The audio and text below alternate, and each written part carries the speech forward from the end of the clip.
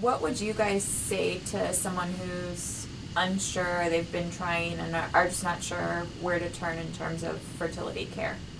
I actually have a friend, well, we have friends that have been going through, and I don't know all the science of everything, but I think that they've done things that kind of beat around the IVF, and they're really just really nervous about doing it because of all the things you have to do leading up to it. But I would say my experience of it was that I was nervous and scared, but your desire to start a family just overruns that. You just kind of keep your eye on the prize, and I've been lucky to have somebody so good at helping me through everything, and he was taking me to my appointments when he could and things like that. But honestly, I don't even remember all those bad things that might be in a journal if I ever want to open it up one day.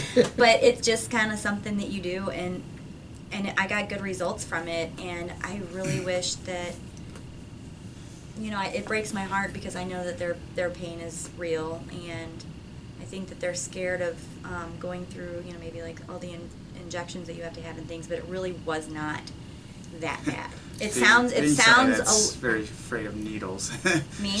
She did. I mean, you're not one of the biggest needle people, but I mean, she did I'm great not to the point where a needle, but but to be able to do it on her own when she traveled, or if I had to go out of town, I mean, she was able to do her own injections, and yep.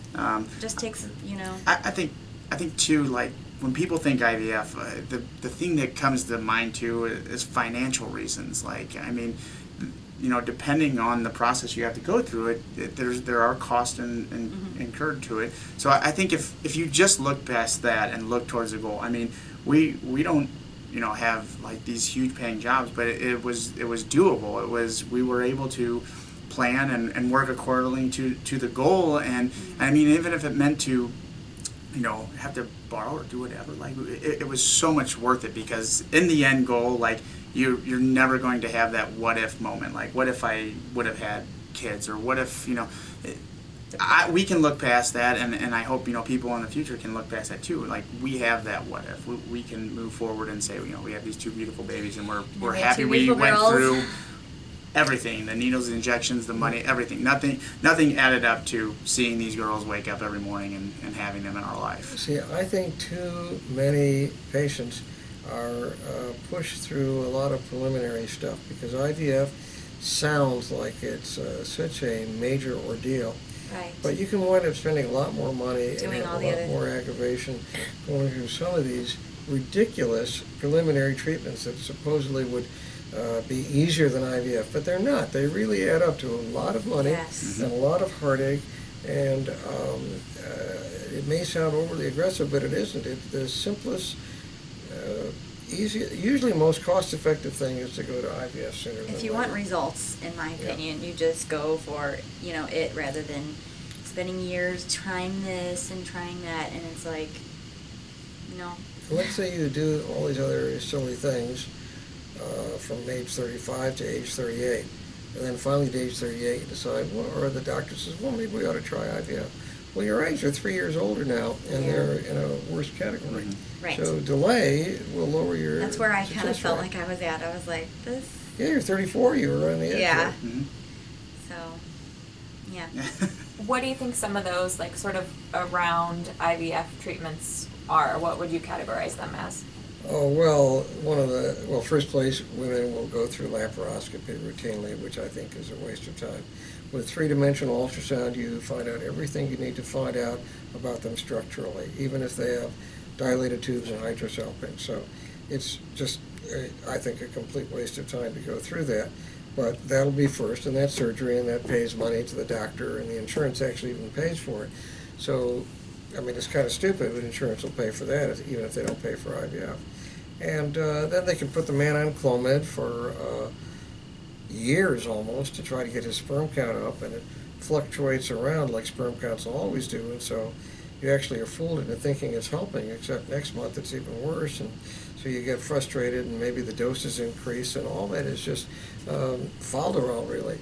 Then there's IUI. Now this I'm going to get into it controversially because this is maybe the most common fertility treatment there is intrauterine insemination.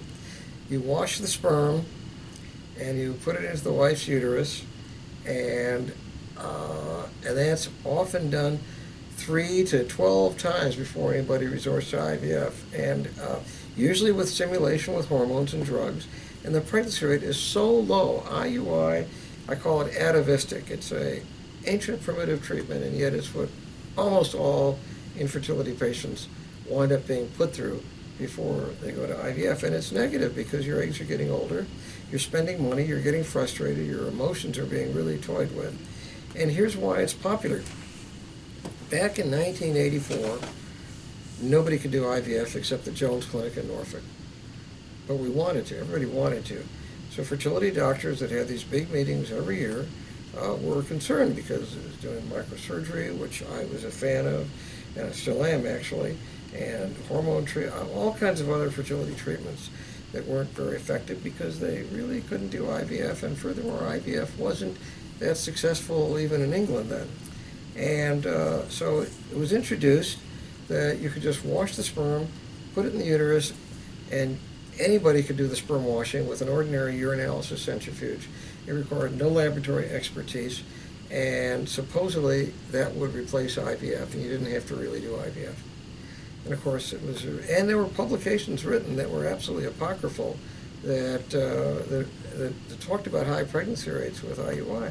And the pregnancy rates are terrible with IUI, and it winds up costing a lot of money after 12 cycles. That's what our friends have told us that they've tried over and over, and so far, and I just get so frustrated because I know that my friends really want this and they'll be good parents, but it just they just haven't had any luck with it.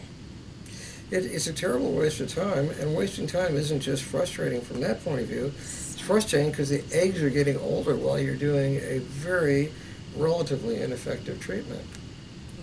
Yeah. And I remember the era of this because I'm an old guy, and I remember in '84 everybody was so excited. I remember Val Davijan, who's passed away a long time ago, presented this at a meeting. All you need, we didn't have catheters for IUI or for IVF then. So all you need is an infant feeding tube, because there were infant feeding tubes that the pediatric hospitals had. So you just have your secretary wash the sperm, and then you put it in a small volume in an infant feeding tube, and you put it into the uterus. And I know from our experience going way back to the 70s that it's no better than intercourse. Mm-hmm. Intercourse is better. And in fact, if you're going to do intercourse and try to put off IVF, the worst thing you can do is try to time it and look at Clear Blue Easy and see when you ovulate. It's much better to have intercourse 2 or 3 or 4 times a week so there's always sperm there. Mm-hmm. Because after you ovulate, the egg is only good for 8 hours. And the sperm is good for 2 or 3 days. And it sticks around. So if you're having intercourse 3 times a week, I don't think you can have it 7 times a week, 10 times a week. There's a lot of jokes about that. But don't worry about depleting it. If there's sperm in your tract, whenever you ovulate, that's the ideal situation. Right. Yeah, and IUI actually thwarts that because you're bypassing cervical mucus and putting it in the uterus. So IUI is actually worse than intercourse. Yeah. Yeah.